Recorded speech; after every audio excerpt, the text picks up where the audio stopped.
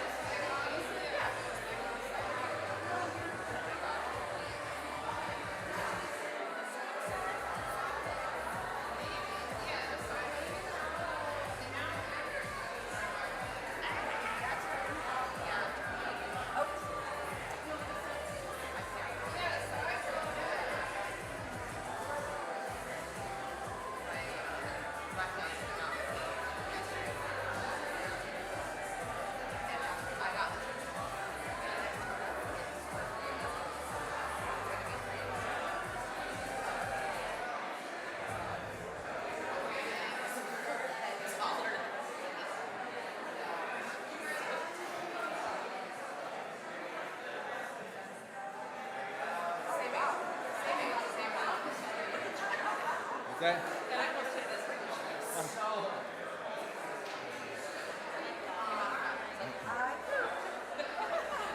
Her mom was like, "We don't have to tell him."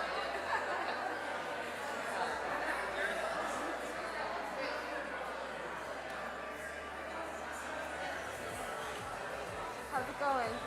You know what I mean? It's good.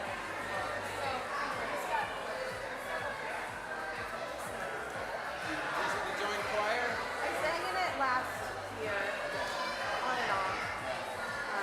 And then I haven't been to church the whole summer, but I'm back.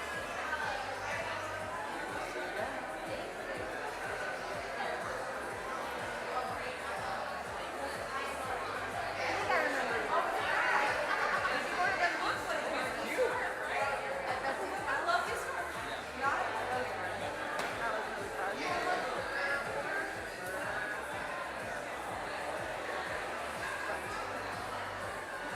Yeah, where I got caught up yesterday. Doing practice karaoke just by working up here. Right. Sing a song. Yeah, I do that sometimes. Just sing along. He said the children are gonna watch. Just sing along. Sing out loud in the car. Yeah. My voice acting. Yeah, me too. Because I love singing, but I only really do it here. But I'm kind of like sing on the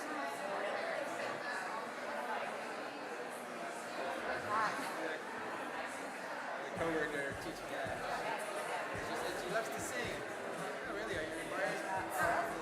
Yeah. Sing in the showers and in the cars. Yeah, I know that. That's the good thing about like singing as music, because you always have the ability to sing. You don't have to have an instrument. Yeah, I do like half of a third of them. Half the choir as well.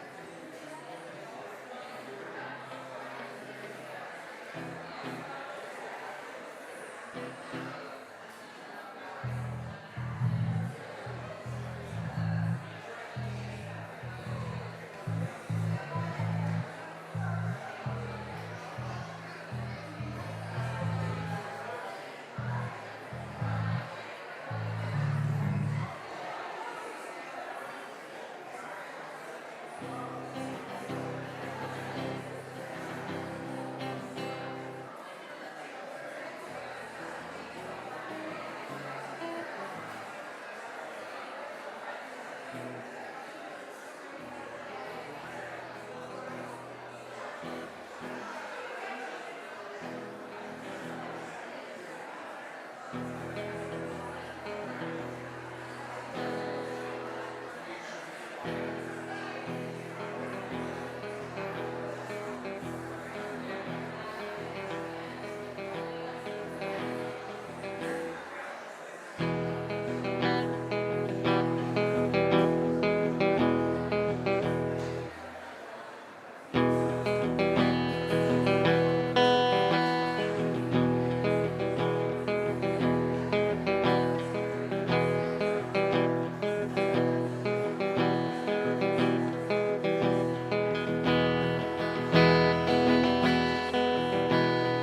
going to start.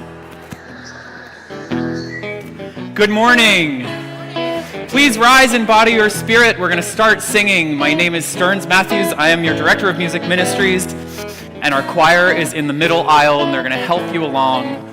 This is Come, Come, Whoever You Are, number 188 in the gray hymnal, if you're going to take out the book and look, but it's pretty short, and you'll probably just pick up the words. Here we go. Come, come, whoever you are, wanderer, worshiper, lover of leaving. Ours is no caravan of despair. Come, yet again, come. You sound beautiful. Again. Come, come, whoever you are, wanderer, worshiper, lover of leaving. Ours is no caravan of despair. Come, yet again, come. Decide. Come, come, whoever you are. Your turn. Come, whoever you are. Come, yet again, come. Come, come, whoever you are. Come, whoever you are. Wanderer, worshiper, love, leaving. Come, yet again, come. Last time. Come, yet again, whoever you are. Come, come, whoever you are. Wanderer, worshiper, lover of leaving. Come, yet again, come. Come, yet again, come. Come, yet again, come. Come, yet again, come. Last one. Come, yet again, come. You sound extraordinary. Please be seated.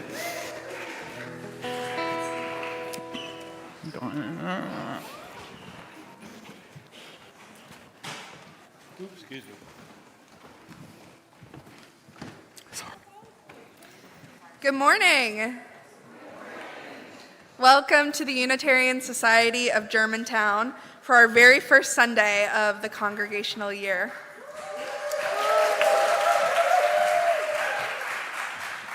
My name is Zoe Johnston. My pronouns are she, her, hers, and I'm your Director of Spiritual Development. You'll notice that we don't have a worship associate today. Reverend Hannah Stearns and I wanted to host you all today for our ingathering and water communion. We are a Unitarian Universalist congregation united in a common purpose to make love real in our lives and in the world.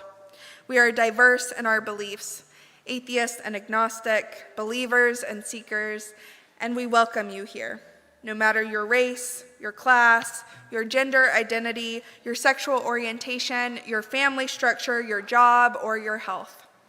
Here we know that no matter our differences, we are connected by the interdependent web of life. If you are a newcomer, we are grateful for your presence. We know how hard it is to enter a new community.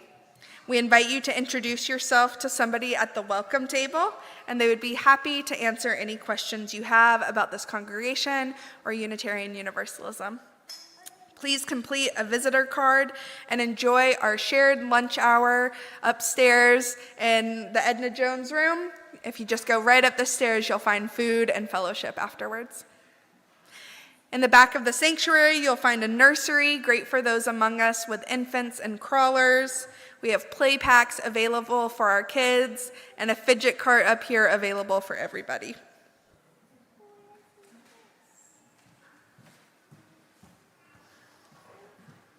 Good morning again. I have a couple announcements for you. This week, we welcomed a family into the Bristol room, which is down the stairs in the back of the room, as part of our work with Family Promise of Philadelphia. Helping to bridge the gap for families facing imminent homelessness, Family Promise partners with houses of worship like us to provide temporary emergency shelter while they work to support families to transition to more sustainable housing. The Bristol room at the bottom of the stairs at the back of the sanctuary will be off limits to the congregation for the month of September, as it is now a private residence. As a result, all our bathrooms in the building will become gender neutral to accommodate our hospitality in the Bristol room. Please welcome the Willie Morning family if you see them. Next week begins, yeah, it's wonderful, yes. Next week begins our children's spiritual development program. We'll have classes for kids in preschool through grade 10. Find registration information in your communicator or in one of our handy new CSD guides you can find at the welcome table. Lastly, at USG, we have a long-standing tradition of participating in Rebuild Philly, led by our capable captain, George Buckman. Rebuild Philly provides free home repairs to ensure elders and seniors have safe housing, children are healthy in their homes, and assets can be secured and passed on to the next generation. If you want to be a part of a hands-on, one-day social justice effort to keep someone in their home and make it better, join the team. Registration link in your communicator. And now, as we deepen into worship, I ask that you silence your cell phones and allow yourself to be present for this hour. But please, don't silence your children. Their sounds are so welcome here.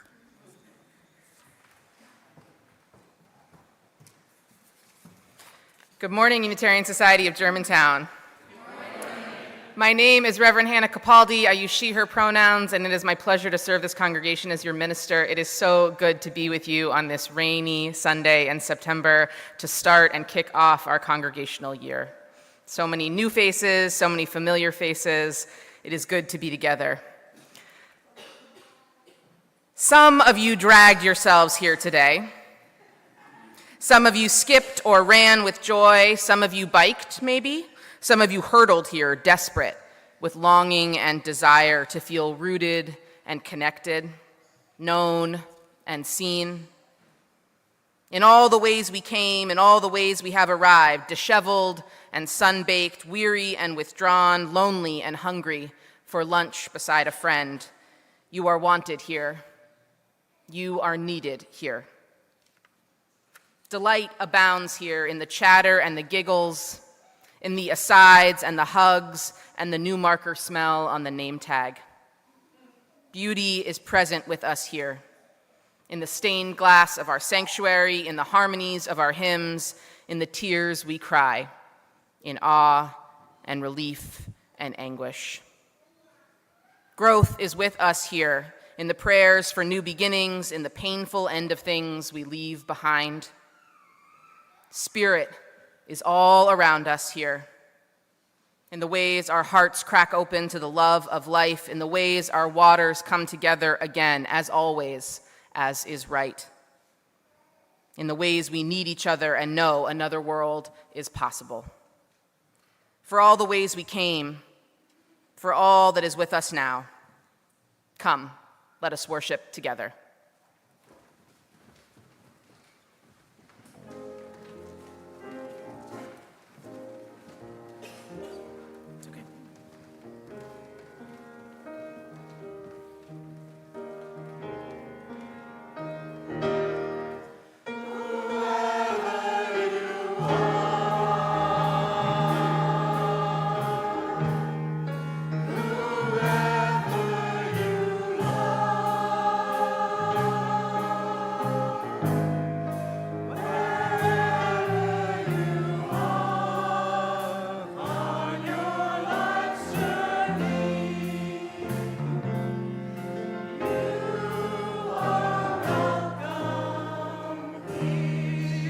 Whoever you are, whomever you love, wherever you are on your life's journey, you are welcome here.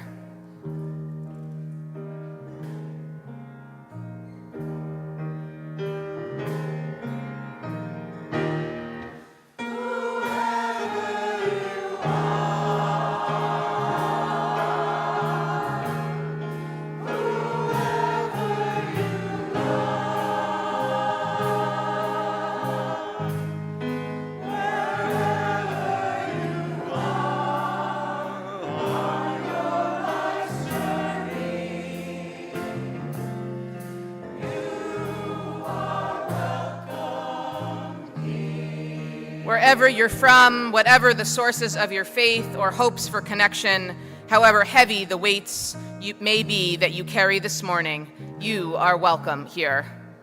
Let us light our chalice, symbol of our faith.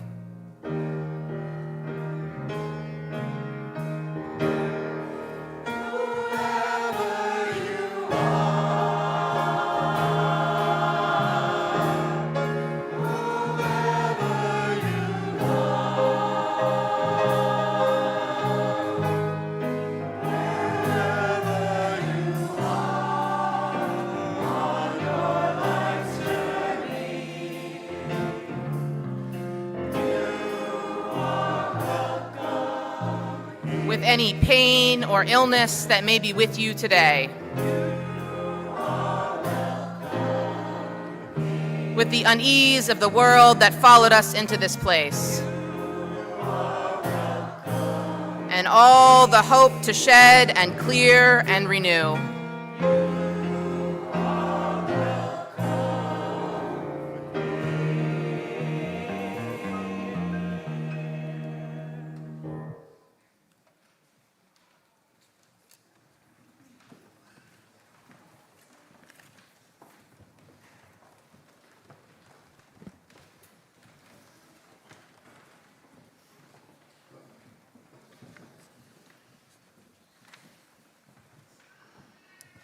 Okay, we've got a story for you. Everyone get comfy. The Wasteland and the Garden by Reverend Molly Hausch Gordon with Jamila Batchelder. Once upon a time. Once upon many times. Over and over again. Across thousands of years and millions of miles. There was a land of great beauty and lush abundance. In this land, plants turn light and water into sugar. Animals turn plants into soft flesh. Sun poured generously across it all, and moon pulled the seas up snug over the sands. In this land, there were people who lived and worked and sang songs and tended to the land and to one another. Life was beautiful and hard. Together, they tried and failed and learned and tried again. And when they failed, they cried tears of frustration. And as they learned, they cried tears of triumph. And still, they lost people and things they loved, and they grieved with tears of sorrow and memory. And they loved each other through tears of joy. And as they looked out over the land they loved so well and that loved them so well in return, they cried tears at its immeasurable beauty. And through it all, they worked and tended to the land and to one another. And under the people's careful tending and watered by the tears of their hearts overflowing, eventually the land blossomed even more bountifully. And amid the blossoming, the people and the animals and the plants thrived. They suffered and they struggled too, but together many and more of them thrived. Once upon many times, And over again. Across thousands of years and millions of miles. a small group of new people arrived to the land of great beauty and lush abundance. They came from a place that had been stripped of its plenty and bled dry of its bounty. They came leaving behind what had become to them a wasteland. As their lands, plants had died and rivers had dried, they had learned to build walls upon their hearts, and their tears had dried too. So they came full of fear, shaped by scarcity, and they brought with them an insatiable need for more. They were astonished by the land of beauty and abundance. It was so alive thrive. It was so bountiful. It was right there for the taking. And what was to stop them from taking? Clearly, they thought, the people of this land must not know its value. Clearly, they thought, we can make better use of these riches. So they set about taking. And since they only knew how to take, they did not give anything back to the land, not their love, not their care, and certainly not their tears. Lo and behold, the lush land's plants began to die, and rivers began to dry, and the small group of new people shook their fists at the sun, which continued to bathe the land in honeyed light. This land, too, is a wasteland, they exclaimed bitterly, having wasted the land indeed. They abandoned the land to find something better, something lusher, something more. And meanwhile, and every while, and over again, the people who had long tended the land and who had done what they must to survive the wasting, they now journeyed about the land that had once been so beautiful and so lush. They observed the wreckage, and they wept. They wept tears of rage. they wept tears of despair.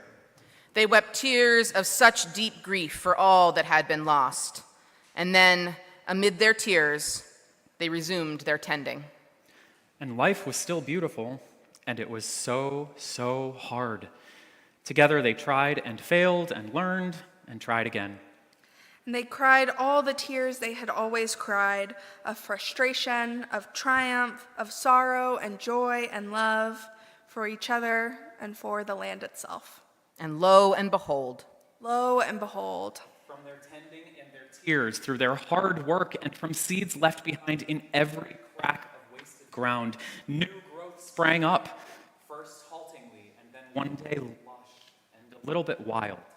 once upon a time, once upon many times, Over and over again. across thousands of years and millions of miles, there were lands of great beauty and lush abundance, where plants turned light and water into sugar, and animals turned plants into soft flesh.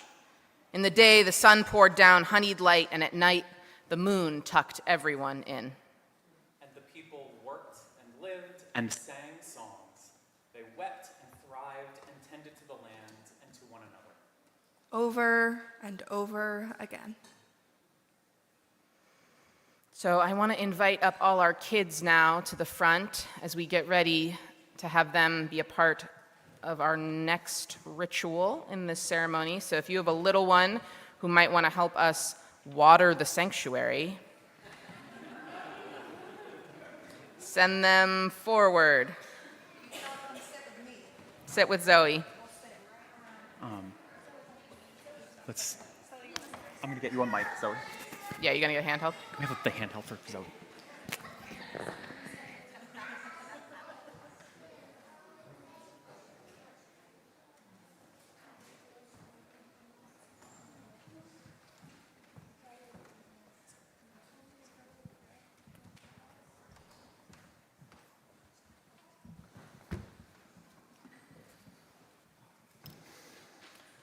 There are so many tears for us to cry right now. Many of them bitter, many of them still, even now, so sweet.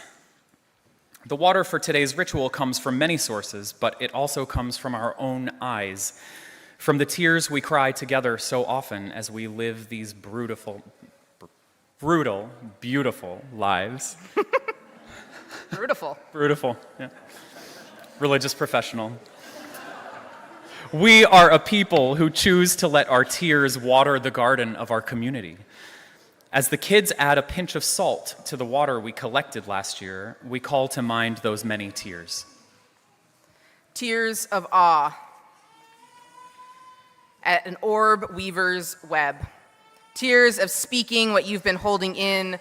Tears of moral clarity. Tears of overwhelm, too big to name.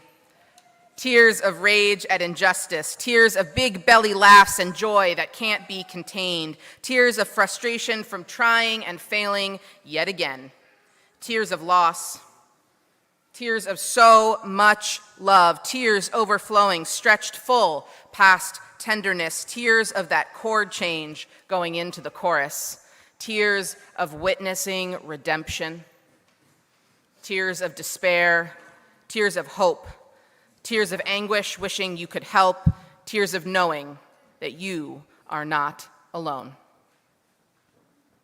So Zoe is going to help our children water the sanctuary with these tears so that new life can bloom, watered by the tears of our open hearts overflowing. Will you show and tell the children how now, Zoe? So for all of you that are for all of you that are gathered up here, we have these small little bowls, and this is all the water that we collected last year. And so each of you are going to come up and take one bowl. And what you're going to do is you're going to have one bowl and you're going to take a small pinch of salt so that it represents tears. And you're going to sprinkle a little pinch of salt into your bowl. And then let's go around the sanctuary and you're going to just do a light sprinkle, okay? So if you dip your little fingers in, boy. Famous last words. Let's practice some consent here. Don't sprinkle anybody. That's not saying yes. We're sprinkling the building. So do a little light dip of your fingers and a light sprinkle, right? And this is our blessing for the sanctuary for the year. We're taking everything that we gathered together last year, and with all of your help, we're going to make the sanctuary very special for the year ahead. Does anybody have any questions?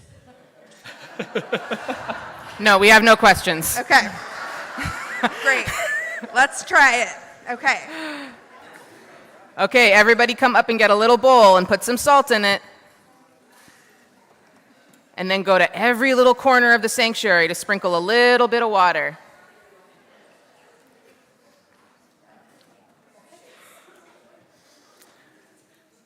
And as our children water the sanctuary with our gathered tears, I invite you into a moment of chaotic meditation. Plant yourself on the ground, allowing your breath to deepen down into your belly, closing your eyes if that feels good. And I will say that usually in a moment of prayer or meditation, we have like silence, right? And we probably won't have that today. And that's probably just part of our version of stillness right now. So follow your breath into a moment of peace. This land is not a wasteland, despite all that has been wasted and all that has been lost. There is abundance here, and it is ours to tend and ours to love. Imagine with me now all the seeds that are waiting in the cracks of your life and of this community. Seeds of deeper compassion, seeds of greater thriving, seeds of some next right action calling to your heart. What is your next right action? What are the seeds ready to grow here with us? What could blossom with the full presence of your open heart held in this community of open hearts? What is ready to grow? And as we open our eyes, the blooming has begun, and so much beauty is still possible with our care. We will try and try again, and tend the land and each other. We will stay whole over and over again. Amen. Amen.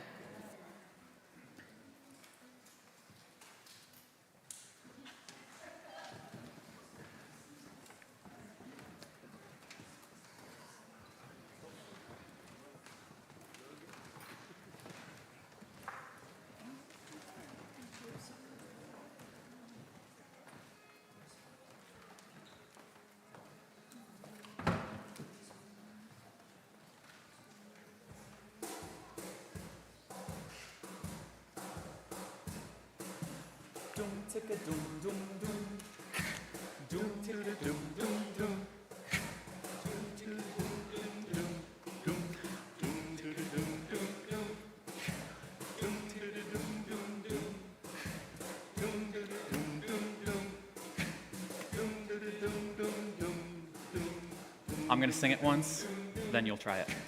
Water, heal my body. Water, heal my soul. When I go down to the water, by the water I feel whole. Try it. Water, heal my body. Water, heal my soul. When I go down to the water, by the water I feel whole. The river is a healer. The river is a sage. The river knows no end, and the river knows no age. The river is a leader every single day. It's living in the moment, and it always finds a way. Water, heal my body. Water, heal my soul. When I go down to the water, by the water I feel whole. The river calls me over.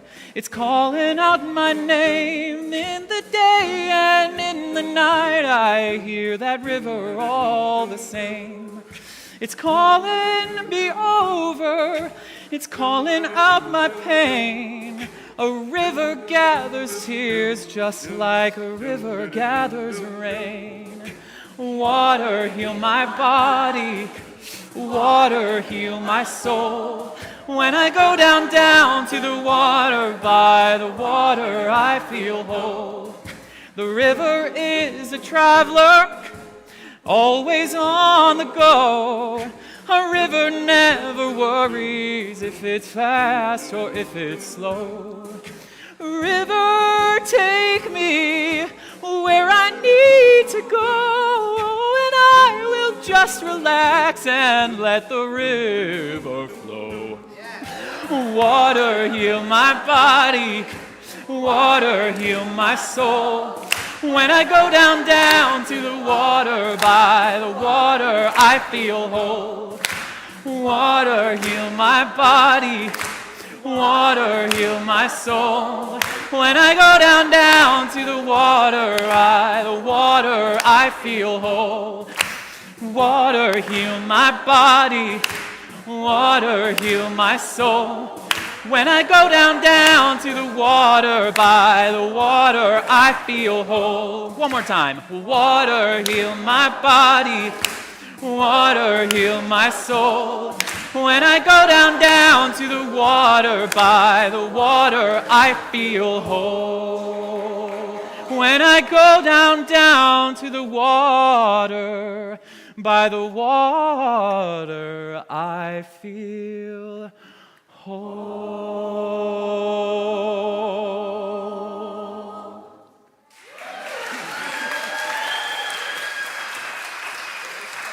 And now you can go back.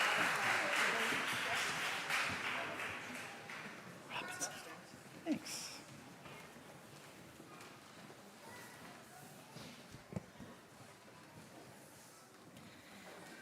This summer, I gathered 3 of our new board members into my office for an orientation to being a board member at Unitarian Society of Germantown. And because we are a community, a congregation, a spirit-filled gathering of values-driven people who are about getting deep and really knowing one another, I asked an unconventional icebreaker as we went around the room. Will you share the last time you cried? There was a definite beat, a pause among them as they took in the question and what it meant, and they tried to think hard, and they offered of themselves bravely. One shared that she had cried just yesterday, overwhelmed with angst at the world and just needing a good cry. One shared that she really only cries when angry, that tears express her anger best. One shared he couldn't quite recall. It had been a minute. And I, as the sharing worked itself around back to me, realized that the last time I cried had been that morning, in a moment too painful and too personal to share at work, And so I fumbled for an answer, teaching myself a lesson in the deeply vulnerable nature of our tears. Tears aren't just for the low moments. I remember teaching my own child about tears of joy just 2 years ago as Coco Gauff was in the US Open final playing Sabalenka for the championship. At just 19 years old, we had friends over and we made honey deuces and we anxiously watched the back and forth between these two powerhouses. Tony was also fixated. When it came to match point and we all had been cheering and holding our breath and then Coco won and we erupted in excitement, Coco began to cry. She fell to the ground in tears, and Tony turned to me, "Mama, why is Coco crying?" "Because she won, baby." "But why is she crying?" And therein lied the first lesson I taught my child about crying for all the reasons we cry. Because sometimes we cry when we're happy, baby, not just when we're sad. A good cry. Too raw and private to share, anger made real, achievement beyond measure. Tears are such a plaintive expression of emotion, such an unmediated manifestation of feeling. Tears express so much. And it all stops along the spectrum of feeling deeply. Tearful exchanges, tearful exclamations, tearful smiles, tearful rage. Tears can also be an invitation to witness. I still cringe a little. Clearly, I have work to do about my own shame with crying. 2 years ago, I cried on the internet for all 500 of my followers on Instagram to see. 2 years ago, shortly after Israel began its genocide in Gaza, I read aloud a poem from Zaina Azam, Palestinian poet and poet laureate of Alexandria, Virginia. Deep in organizing direct actions and public protests that fall of 2023, I read aloud on my Insta story while barely containing my sobs the words, "Write my name on my leg, mama. Use the black permanent marker with the ink that doesn't bleed. If it gets wet, the one that doesn't melt if it's exposed to heat. Write my name on my leg, mama. Make the lines thick and clear. Add your special flourishes so I can take comfort in seeing my mama's handwriting when I go to sleep. Write my name on my leg, mama, and on the legs of my sisters and my brothers. This way we will belong together. This way we will be known as your children." In a moment of lamentation, a moment of utter heartbreak and helplessness, crying on my social media felt like an act of witness. An active invitation. Don't you all see how deeply I am affected? Are you all sobbing in your homes too? Won't you join me in my anguish? The tears felt like the only thing I could offer that conveyed the depth of my feeling. Tears are often beyond our control. A spiritual surrender to the profound emotions that move through us, our bodies, unconsciously. To cry is to let go, to release, to submit to the deep feeling, a catharsis, one that is emotional, spiritual, and physical. My sister-in-law, stalled out in her first labor at 7 centimeters, called her best friend, weeping, sobbing. The doctor says, "I'm headed for a C-section." And in those tears, in that release, something loosened. Some kind of tension resolved, some kind of breaking open that let her body relax. And there, in the next 30 minutes, she went from 7 to 10, and out came my niece, Sienna. I think of how many of you have confided in me, sidled up alongside me in the receiving line or at lunch. "You know, you got me today. I cried. Oh, I got so choked up in service today. Oh, I just come and sit in the back and cry." You confess this to me as if it is shameful. You share this with me, and so often I turn to you and I say in my most ministerial, loving voice, "I want you to cry here." That's exactly what we're trying to do. Because I join you in the shame and the discomfort, but my faith and my abiding belief in the necessity of emotional expression, the need to let the Spirit move and feel our feelings deeply, tells me that crying is healthy.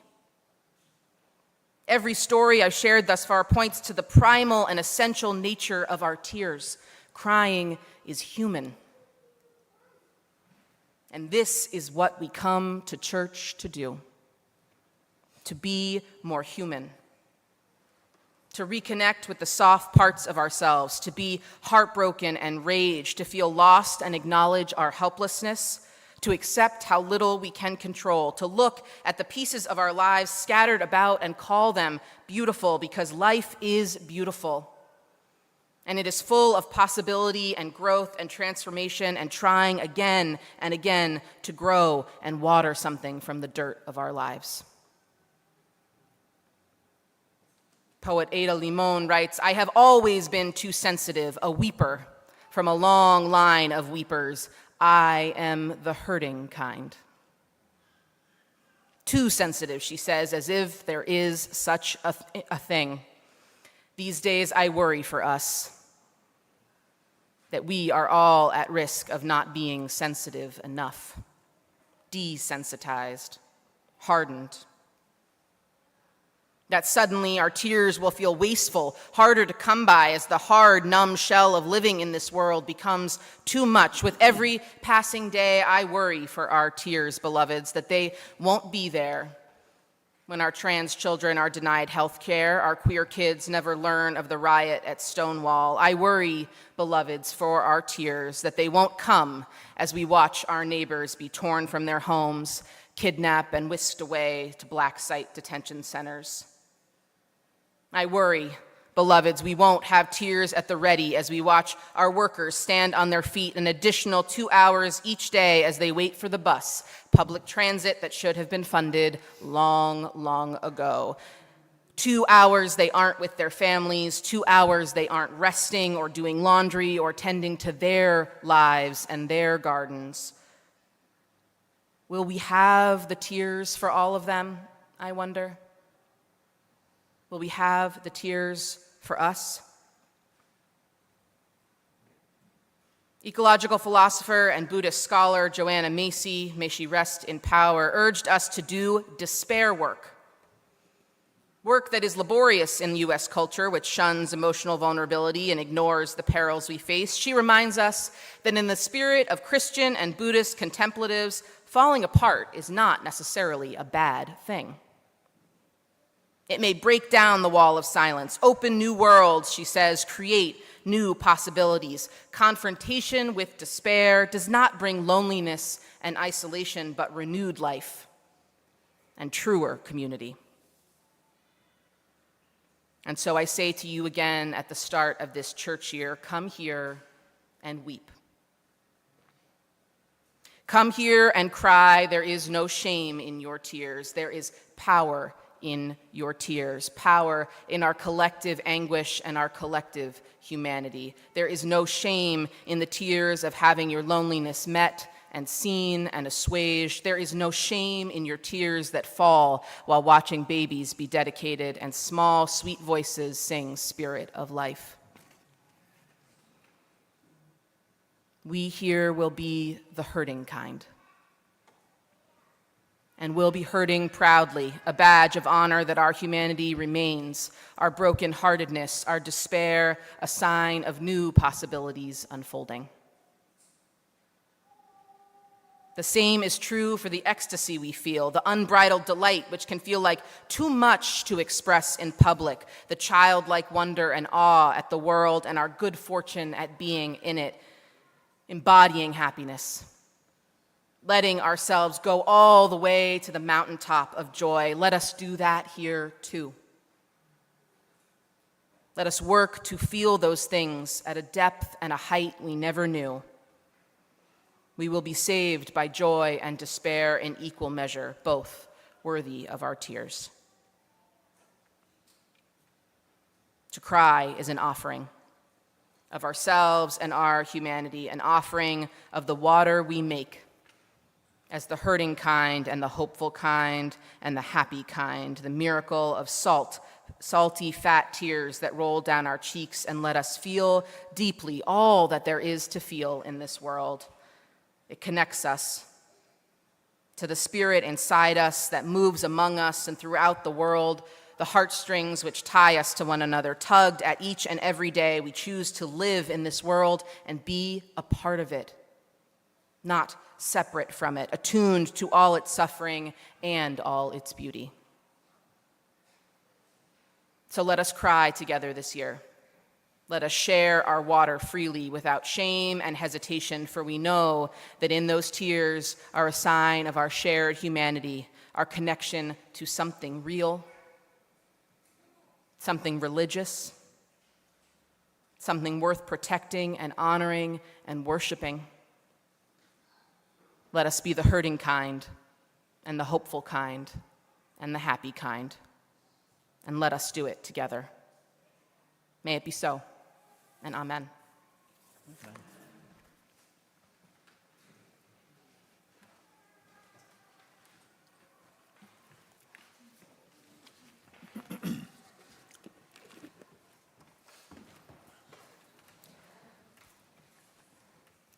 We share the plate this week with Lift Every Voice. Please give generously, as we have found that the more we give away, the more comes our way. To give in cash or check, please drop in the plate as ushers pass by. To give by text, please follow the instructions on the back cover of your order of service. Now seems like as good a time as any to introduce to you Wyatt Schrader and Trey Gibbons on guitar and bass and percussion, respectively, today. This is a song that lots of you seem to know, so if you do know it, feel free to sing along.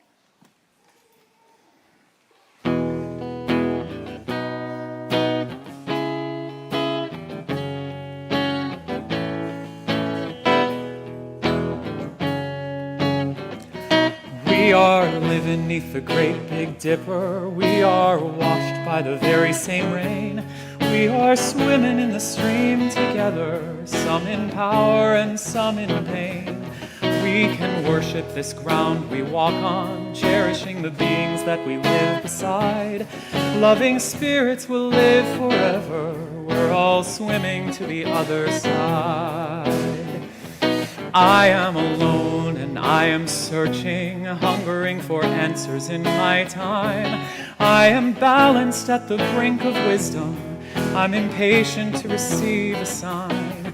I move forward with my senses open. Imperfection, it be my crime. In humility I will listen. We're all swimming to the other side. We're all living neath the great Big Dipper. We are washed by the very same rain. We are swimming in the stream together, some in power and some in pain. We can worship this ground we walk on, cherishing the beings that we live beside. Loving spirits will live forever. We're all swimming to the other side. On this journey through thoughts and feelings, binding intuition, my head, my heart, I am gathering the tools together. I'm preparing to do my part. All of those who have come before me band together and be my guide. Loving lessons I will follow. We're all swimming to the other side.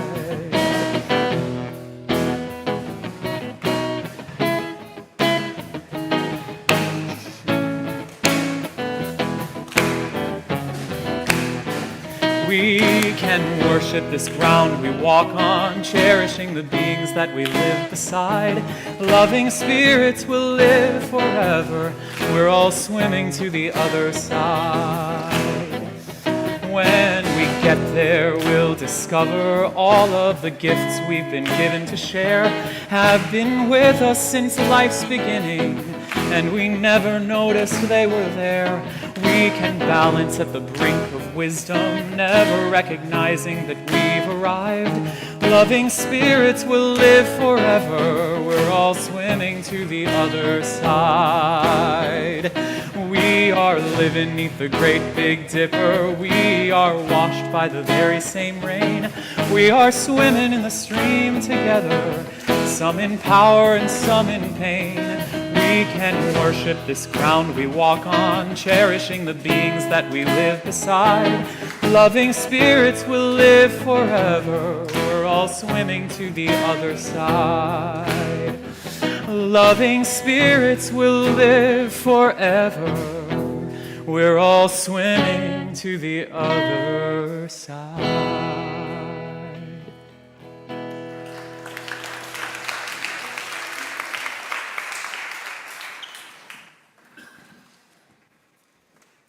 How many of you brought water today for water communion? Great. As we gather our waters now for our annual water ceremony, we will be asking you to move your bodies up and out of your rows. So even if you didn't bring water, I'm going to ask you to participate just as an opportunity to move your body in the space, and it's good for our multi-generational worshipers.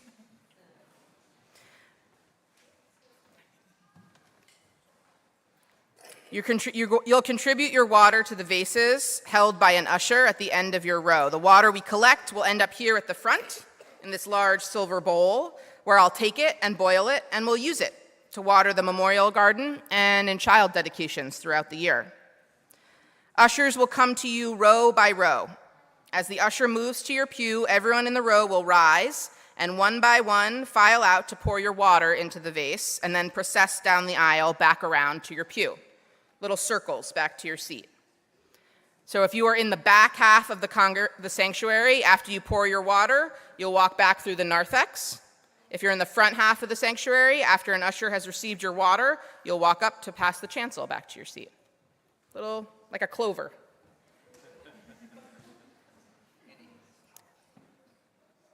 No. Ushers will now gratefully receive your water.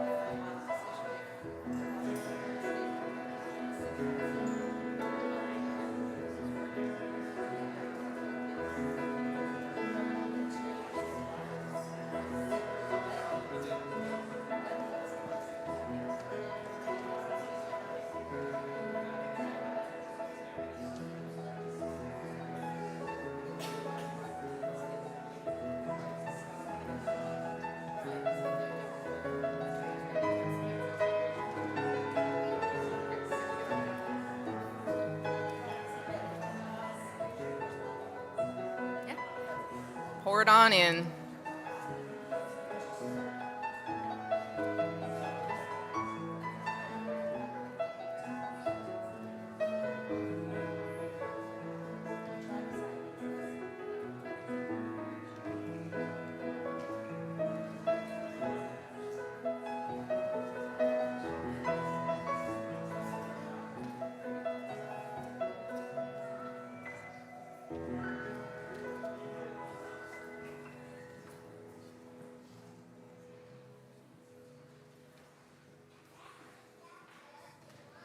Okay, my friend, pour it on in.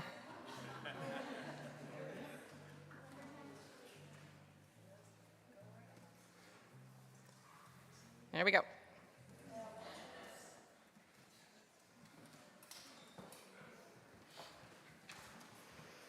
Okay, as we bless these waters, I'll invite you to respond with the refrain, "This water is sacred." I'll cue you like that. You'll know. This water is sacred. It is made sacred by the many hands that have poured it with intention and love, the many stories that each drop contains, the many lives surrounding it in this unique moment, connected by commitment and faith. This water is sacred. This water is sacred. May it continue to flow through this community with shining reflections of the unique gifts that flow through each of its members. May it continue to nurture this community with sustaining hope that we journey together through ripples of growth and change. May it continue to bless this community with loving reminders of our collective responsibility to one another and the world. This water is sacred.